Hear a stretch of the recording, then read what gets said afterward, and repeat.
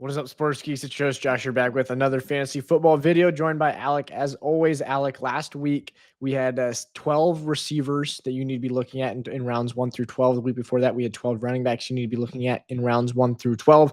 Today, we have 4 running backs that are outside of the first round, some of them even outside the second or third round, that could finish as the true RB1 in points per game, total points, either one. I think that we have 4 guys that are sleeper picks for this today. I'm gonna let you go ahead and kick us off with your first one here, but we're gonna go ahead and hop right into it. Yeah, so my first guy, I'm super excited to do this, by the way. So my first guy, it's going to be Josh Jacobs.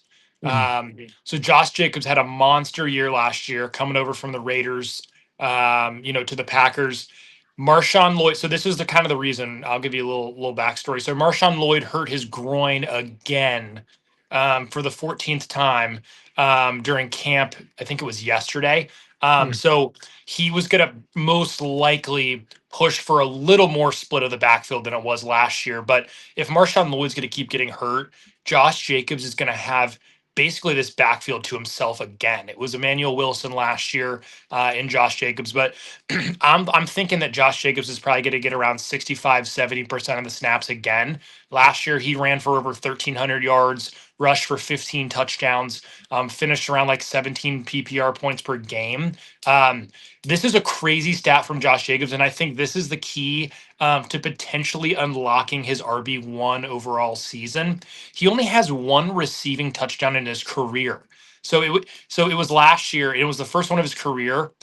If somehow, because I think this offense again, he's going to have somewhere between 13 and probably 16 rushing touchdowns again, just because the Jordan Love's going to be elite and with the volume. But if he can somehow unlock a couple more receiving touchdowns, maybe work his way into the passing game a little bit more this year, I think he has a real opportunity to be RB1. I really do with this offense.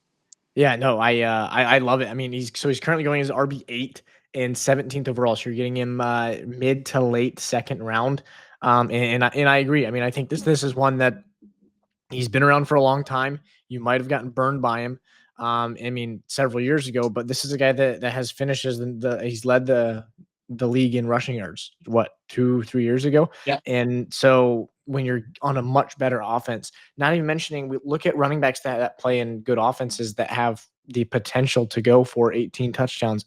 James Cook, right? I mean, if all of a sudden Jacobs puts up, like you were saying, 13 to 16, I think that's pretty accurate. What if he goes 16 to 19, right? And he's unconscious. All of a sudden, you start to get really, really close to competing for that RB1. So no, I absolutely love that. The guy I'm going with the next here is probably the lowest guy we have out of any of our 4 here. 40th overall, RB16. So this is a guy you're getting outside of the third round, probably, that I think has a lot of potential to be true RB1. It's a name that you've heard a lot. It's Alvin Kamara. And I think that when you look at this, a lot of people are going to be scared when you see his name because he's getting older. The Saints offense is bad. I get that. But hear me out here. Last year, he averaged 1 touchdown per 35 touches, not 35 carries, 35 touches. Now, that's crazy. That's a crazy stat. He had 5 of his 8 touchdowns through the first 2 weeks. Through the remainder of the season, he scored 3 touchdowns. That will not happen again this year. Their team is going to be able to supply him more touchdowns than that. They're not going to be a good offense. I get that. Alvin Kamara might score 45% of their touchdowns. They're going to score more touchdowns than 16 on the year. So I look at this, and you have Alvin Kamara. You don't have a ton of competitiveness in the backfield, right? You have Kendre Miller, who has repetitively, in my opinion, shown he's just as mediocre gets when it comes to there, right? He's not going to come in and steal any carries. You have a team that is not going to be winning games, and they're going to chase games with a rookie quarterback. The recipe to dump the ball off to your running back is to chase games with an inexperienced quarterback. I wouldn't be surprised. I know last year Alvin Kamara put up he got targeted nearly 90 times, 68 catches. I wouldn't be surprised if he has over 100 targets on the year and 75 or more catches. I wouldn't be surprised. And he had 68 catches, 2 receiving touchdowns last year. That came in week 2 and week 18. So I just think that overall, I look at Alvin Kamara, he is guaranteed for an absurd amount of volume in a crappy offense, but I don't care about the crappy offense aspect. There's going to be touchdown regression from him. He's not going to score 3 touchdowns over a course of 15 weeks, and he's going to be in a PPR. This is all for PPR here. In a PPR format, I could very easily see him putting up 6 to 8 catches a game. And if you're going to give me that, yeah, I mean, you're basically saying take the rushing side out of it. I'm going to give you 11 or 12 points. I'm going to spot you 11 or 12 points. So now you're just needing a single touchdown in the 20 plus. Assuming you don't have any weeks where you run for 100, or you don't have any weeks where you have 10 catches, which he's going to. So I absolutely love Alvin Kamara. Finishes the RB1. I know I've been ranting for a while. Finishes the RB1 and just overall value there too. Yeah, I think the value is great. I think this is the most fun one that we have, just because he's feels like he's been in the league for 15 years, Mhm. but he's been a main staple of fantasy football for probably the last 6 years. Mhm. I mean, ever since his rookie year. His rookie year was unbelievable. So, yeah, no, I love Alvin Kamara here. I think he has a chance. Now, bad offense, he's gonna have to have some serious touchdown positive regression, but I think it's Right. definitely within the cards. You never know. Yes. Yeah. I mean, it's certainly there's a reason why he's the lowest one here, right? Yeah, but I mean, even if he is an RB1, you're drafting him at what, RB16? You said. Yeah, RB. You're getting him as RB2. Okay, even if he's RB5, RB7, you're still winning. Like, you're still Yes. winning the value. So like, and he could be RB. You never know. What if Tyler Shuck's good?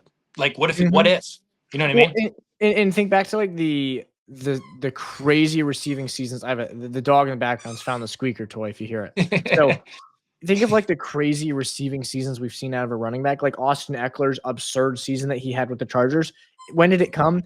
It came when they were chasing games with Justin Herbert at quarterback, with a rookie Justin Herbert at quarterback. So when you put a rookie, significantly less talented, mind you, Tyler Shuck at quarterback, wants to make the safe play. You don't want to make the Will Levis play. Just throw it down to your running back, right? And when Kamara is that good out of the backfield too, and you know that, I'm sure that this coaching staff is going to be plenty happy with saying, "Hey, fine, target Kamara 8 times a game. That's fine." I think he's a very a sleeper pick for a reason, but I see the pathway for it. Do you think we're gonna look back in like 25 years and like just laugh at Will Levis and those like scorpion pick sixes that he threw? You're going to what's going to happen is Will Levis is going to end up like Dan Orlovsky and end up with a job at ESPN. And it's going to be every like 3 years or so, he's going to end up like just going off about this quarterback and saying, this guy's not, he's terrible decision maker. And then you're going to see whatever the Twitter equivalent is in 25 years, just like absolutely roasting Will Levis of like the Dan Orlovsky running out the back of the end zone. And you're going to have, but it's like you have 5, 6, 7, 8 different Yeah, clips to pull from that. But yeah, it's gonna be awesome. we're gonna laugh about him for sure. Yeah. So my last guy that I think could be RB1 potentially is Chase Brown. Um, Mm-hmm. so the reason I like Chase Brown, the last I think 9 weeks of the year, he was at like an 85 to 90% snap share. They were running him into the ground. Now I understand the volume wasn't crazy for him, just because obviously we know it's Burrow, it's Chase, it's Higgins. They throw the ball top 3 rate in the NFL. Um, Mm-hmm. Chase Brown only had seven rushing touchdowns last year. Don't know if Burrow's going to have 40 plus passing touchdowns, and he probably had 15 to 17 in the red zone last year. They were dotting in the red zone last year. As a Bengals fan, it's kind of fun to watch. So Chase Brown had 11 total touchdowns, 4 receiving as well. That could have an uptick, just because Jamar Chase went basically Cooper Cup nuclear year last year, Mm-hmm. Cooper Cup's triple crown year. But I think that, Chase Brown's in a good offense. He's on the field 80 to 90% of the time. Zach Moss is probably going to have to retire. Their backup's going to be a 30-year-old Samaje Perine and a 6th-round rookie from Texas Tech. So Chase Brown's going to be on the field 80% of the snaps, 80 to 90% of the snaps again. Can he hold up for 17 games at that rate? He did last year's, but don't know if it's going to be 2 years in a row. But if he's on the field for that long and the touchdown regression or positive regressions just enough, I think he's got a shot. Yeah, no, I mean, I really like that. I think Chase Brown's he's a guy that everything what you said. He's on the field all the time on a top probably 3 offense in the league, and when you pair that together, sorry, plug your ears here, Alec, probably a bottom 5 defense in the league. So they will have shootouts. They're going to have shootouts. And also there's going to be plenty of times and you can say, well, oh, you're too into the weeds here. There's going to be a lot of times in which you're chasing a game in the final 3 minutes of the game, and dump offs to your running back are so easy in times like that. And there's nobody else that's going to compete for those. We saw that Chase Brown have a lot of success on those actually last year. So I think that the receiving values there, the rushing, the team is going to average 22 to 26 points per game. You'd like to think it's going to be roughly at least 0.75 to 1 rushing touchdowns a week on average.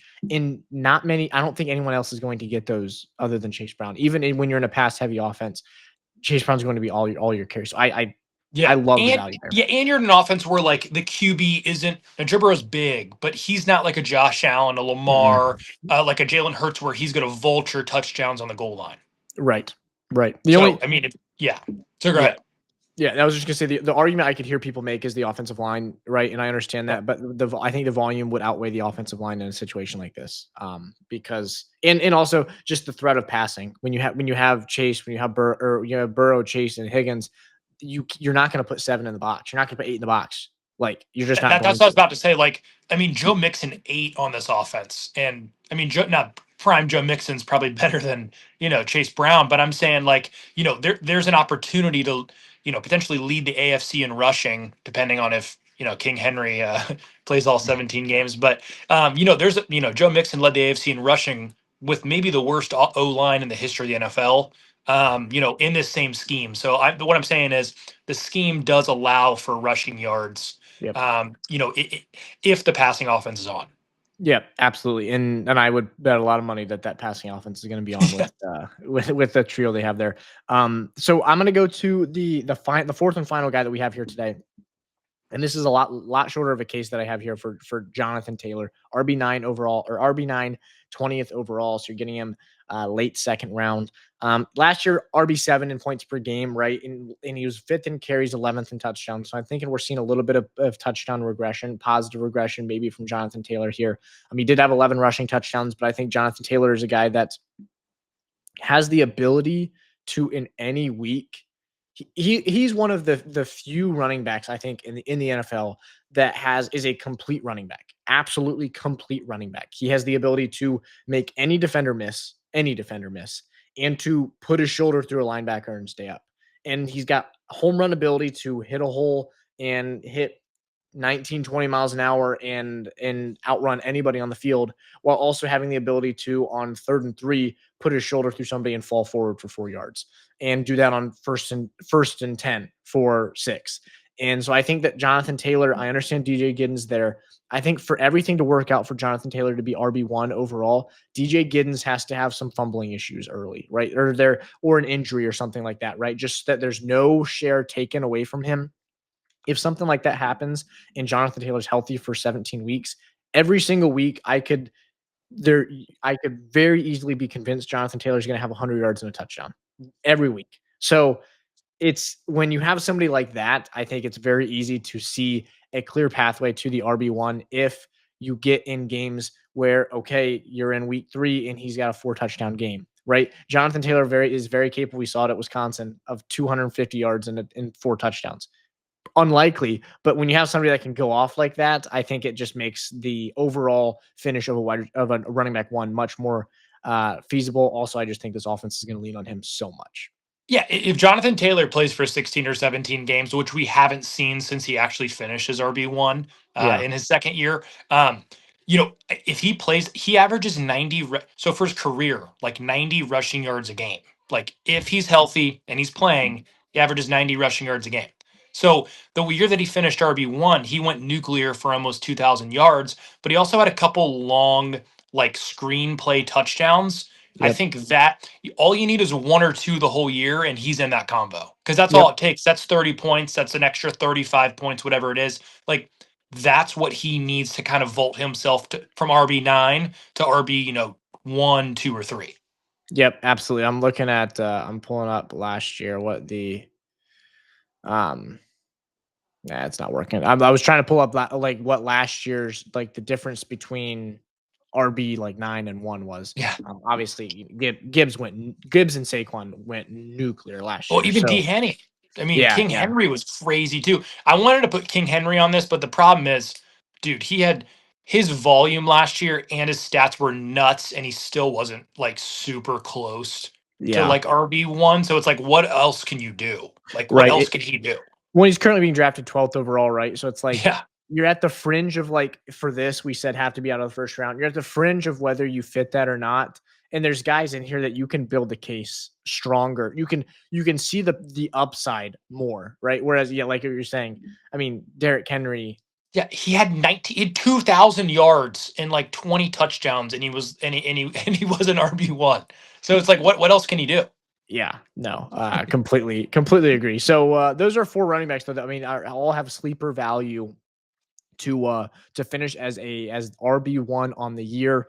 Obviously, it's always fun whenever you see somebody with that was drafted in the 3rd, 4th, 5th, maybe even later round that finishes as the RB1. I know commonly it's the guy in the first round, but it's always fun when you have somebody else. But we have 4 sleeper wide receivers to finish as wide receiver 1 coming out. That'll be early next week. And this is being posted on Thursday. We have football the day that this is posted. This is being posted on the day of football. It's not really football, but it is football. Trey Lance. Trey Lance It's is getting the start. it's going to be Trey Lance against Hendon Hooker. I mean, this is stuff that like I would North have Dakota killed State. for this in May. I I would was have killed for this in April. it will in 2022 you would have said this is an unreal matchup. I mean, so no, so we do have football today, but we also have plenty more content coming up. We are roughly about a little over a month out from the season, so we are very, very close. We're getting there, Alec. We're inching towards the season, so we have more Counting down content every coming day. out every Yeah. single week. But other than that, this has been the Sports Geeks podcast. They play, we talk. Thanks for watching, guys. Peace.